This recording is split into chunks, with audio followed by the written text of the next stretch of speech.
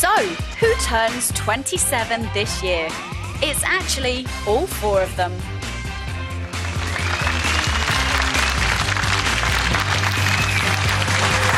That's right, Wills, he turns 27 on the summer solstice, 21st of June. Billy Piper on the 22nd of September, which is nearly the autumnal equinox. The cheeky girls, they turn 27 on Halloween. Say no more. No comment needed. In the final part of this morning's show, Scott, Larry, Kay and you lot at home are going to tell us when you think you start getting old. 0207 173 5555 is the number if you've got something to say. Why are we talking about this? Because of new research, always because of new research, this time from the University of Virginia, who reckon old age begins at 27. They got a group of scientists. They tested a range of people aged from 18 to 60 with puzzles and memory games and whatnot, and found that our mental faculties peak at the age of 22.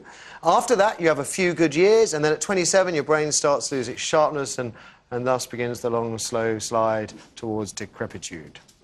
So at 27, you're basically past it, which is not great news for the likes of Beyoncé Knowles, Serena Williams or Zara Phillips, who are all 27, fast approaching 28.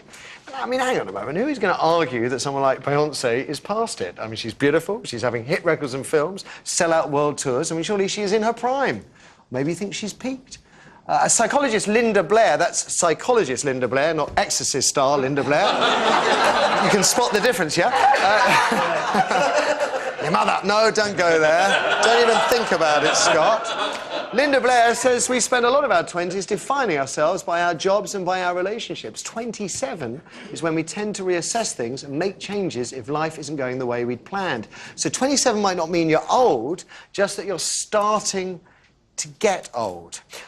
And in fact, someone, a lady journalist I knew years ago, told me that what you are at 28 is what you will be. And that was a similar argument to Linda. You're shaking your head, Larry. I think that's rubbish. I think that you, hopefully, you evolve throughout your life. I think there's an interesting point here. It's to do with the physiology of the brain. Now, if these scientists are saying in some way that the structure of the brain or the size of the brain deteriorates at 27, well, that it is not just the size or the structure that determines what you can do. There are also skills that you learn. There are things that I can do now that I couldn't do in my 20s. I am quicker at doing a lot of things now because I have learnt how to do things. And therefore, I would say I'm probably sharper in some ways than I was at 27. We also know, there is also research that says that you can actually build new synapses, new synaptic connections in your brain as you get older. So that's why you can learn new skills. So the idea that you write off the entire population at 27 is just ludicrous. I know, she sounds like a bitter old lady. I mean, I just think we all know in today's culture, a woman, especially in show business, once you're past 28, you start lying about your age. Who knows? Who knows how old you two are?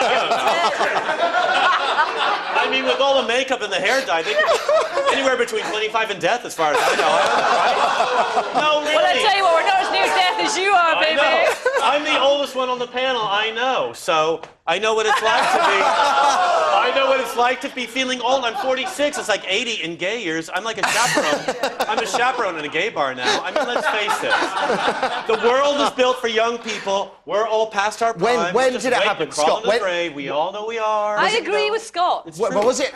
So I just 27 is what they're saying. When do you think you started to become old, Scott? When guys start asking me my age. Which was when? 19. And I know. I was always tall. I always looked a bit older than I was. And when someone in a gay bar asked me how old I was, I thought, oh, God, I got to start wearing makeup.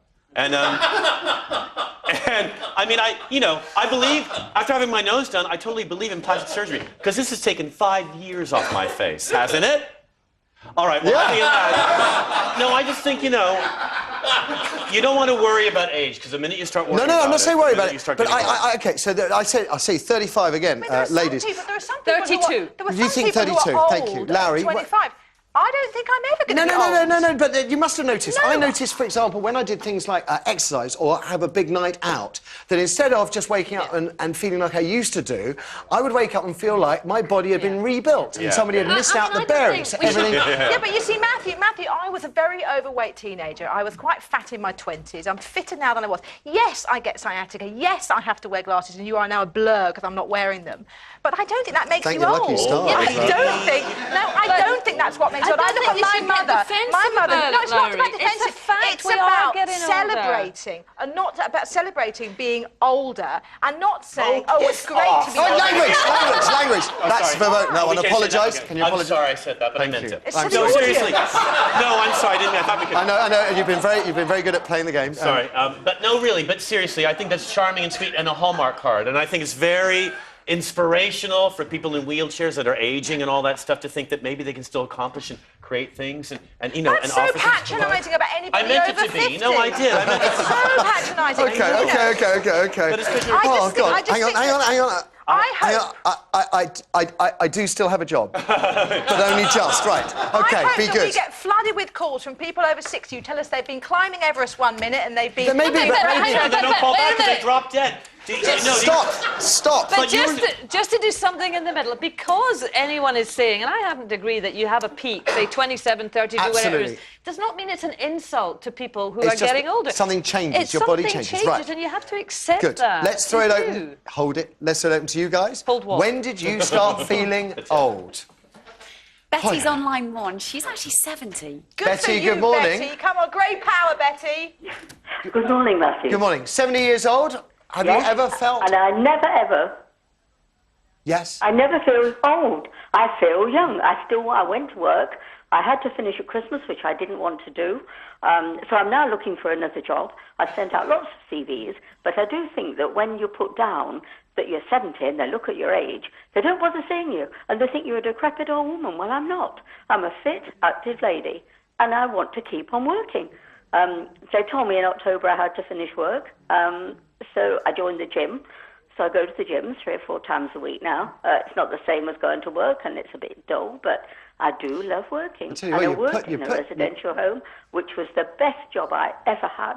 You're putting And me it to. was wonderful. You're And I'm putting looking me for to. jobs like that. You're putting me to shame, Betty. It's a fair point as well. And the fascinating thing, of course, is judges. They can go on forever, which I find bizarre. And yet you were told to stop your job at 70. Thank you. Let's have another. We have Hannah on line 3. Hannah, it's got to be a quick one.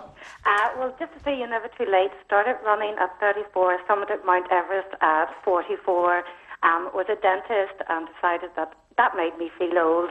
So doing what I'm doing now makes me feel young, and it's only beginning. There we go. What a beautiful note to end on. Phew, dear.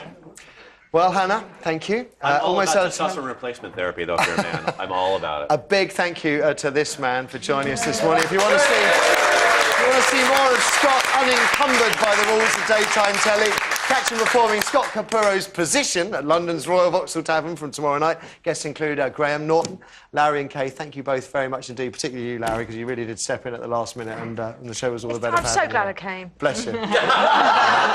You can almost feel the innuendos before they arrive, can't you? Now, tomorrow, Gabby Roslin is going to be our special guest. No less thrilled, well, absolutely thrilled about that. While psychologist Cecilia de Felice is on the sofa to help any parent who's having trouble talking to their kids, their teenagers. Thanks for watching today. Forgive him. Bye for now.